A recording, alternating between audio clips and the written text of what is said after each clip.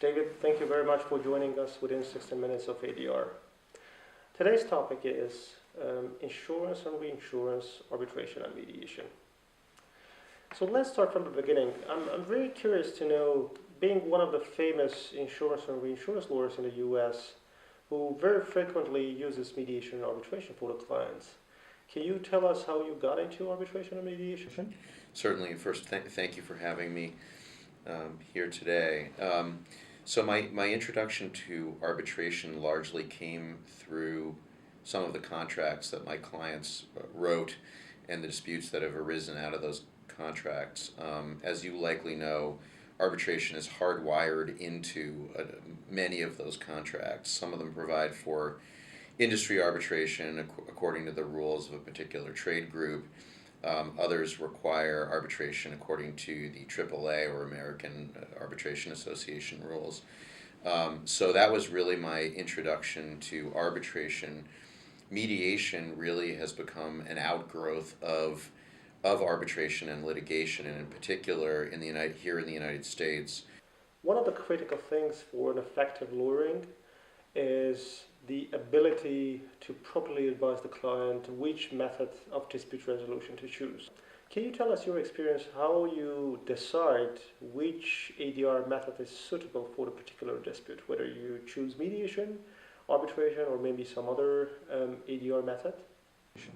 Sure. Well, in some cases, as I mentioned in response to your first question, it's the mode of dispute resolution is predetermined by the party's contract. And so in those cases, we're generally inclined to abide by the contract unless both parties agree that another means of dispute resolution is preferable.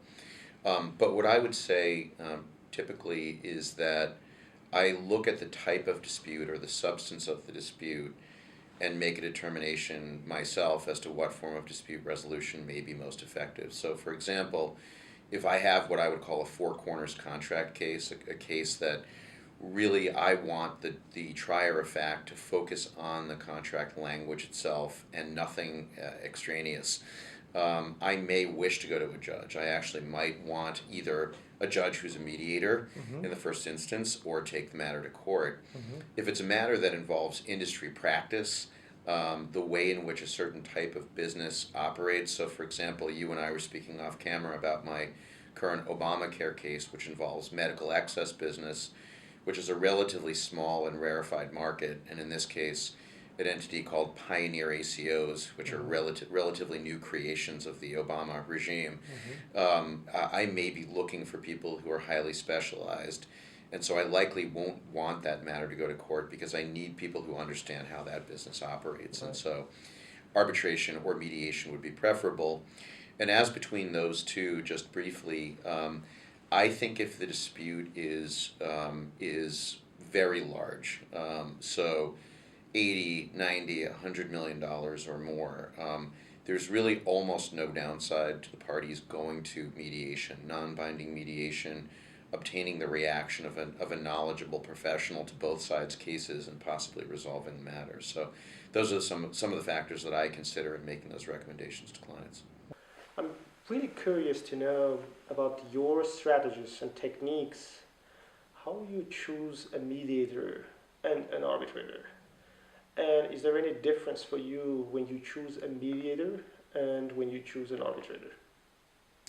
Well, certainly there is, and I guess I think there are three different categories of professionals embedded in your question. So mediators, arbitrators, and in our system here in the U.S., umpires. In a mediator, I'm certainly looking for someone with excellent judgment, with great equanimity. Obviously, some of these disputes, even though they're commercial disputes, do evoke emotional responses from clients or members of client teams and sometimes even lawyers.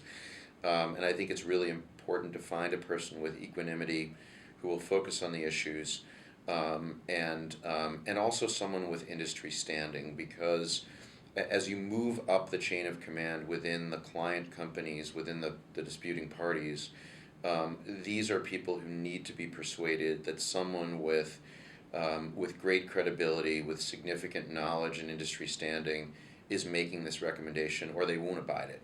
And so that's very important, I think, in a mediator, is experience, industry standing, and judgment and equanimity.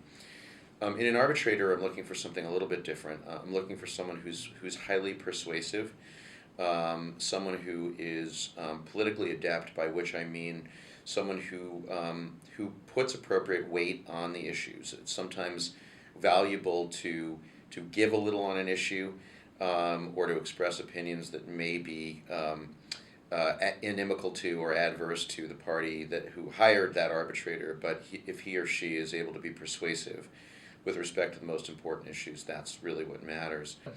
In the U.S. system, at least, in an umpire, I'm looking for someone, again, with industry standing, who's fair, who will manage the dispute properly, which means organizational skills, knowledge of the rules of evidence, which is important here in the United States, knowledge of the arbitrators who are significant players in that particular field of endeavor, and ability to manage those people. All of those things are incredibly important. I had one case I can think of where we won something in the nature of $36 million for the client, and which was all that was at stake, and the client was still unhappy because it took the umpire some 8 to 9 months to issue a decision. And so that's a commercial factor that may affect my recommendation of that umpire in the future to that particular client, although I was quite happy with the result. In other systems, so for example in the Commonwealth countries, the UK, Bermuda, Barbados, etc., you have an all-neutral panel, and so the selection of panel members is a little bit different, but the answer I gave you certainly applies to recommendations that I would make in United States proceedings. ADR is very effective for certain types of disputes, and it proved to be very successful, particularly in the US.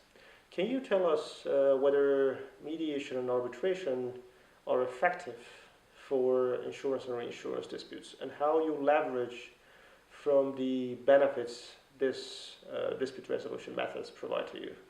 Well, arbitration has been enormously successful for at least the last quarter century, and as I mentioned, part of that, or the large part of that, is that it's hardwired into the parties' contracts, and so those contracts create a very stiff presumption that disputed matters will go to arbitration. There is, as I believe you know, a bit of a counter trend happening now, where some number of major companies feel like arbitration can be very expensive, can be protracted. They don't always like the results, which certainly would also be the case in the court system as well.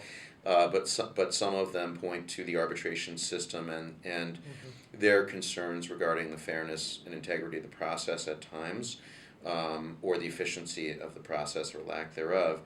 And that really has opened the door, I would say, to mediation services. And whereas perhaps 20 years ago, I'd become accustomed to hearing, well, mediation is a waste of time and very expensive. Now, if the case is large enough to warrant it, I would say that most of my clients, at least, are willing to entertain the idea and consider whether it makes sense to mediate a dispute on a non-binding basis, to see what they can learn and to see whether settling the case might be an attractive option. You successfully represented a major U.S. sitting company in relation to World Trade Center 9/11 losses. Can you tell us more about your experience in these cases, and whether actually these cases were resolved in arbitration or in litigation? Sure. So my involvement actually came much later, after the court decision in the Silverstein Properties case had already come down. And so my matters actually were reinsurance matters, and they were in fact arbitrated. So my memory is that mediation, although not expressly rejected as a means of resolving those disputes, really wasn't seriously entertained because of the nature of the issues in my matters. Some of them were straight contract issues which really could have been mediated. Others involved some fact-finding. So for example, we had experts to comment on the concoction, the mixture of dust in the air after the buildings came down, which first responders and victims and others breathed in. And so there was an awful lot of fact-finding that really needed to be done to help resolve those cases. And I think the parties, without expressly saying so to each other, each realized that it was important to allow a panel of industry arbitrators, with the help, as it turned out, of 3 or 4 experts, to find those facts. And we did ultimately resolve those cases in arbitration.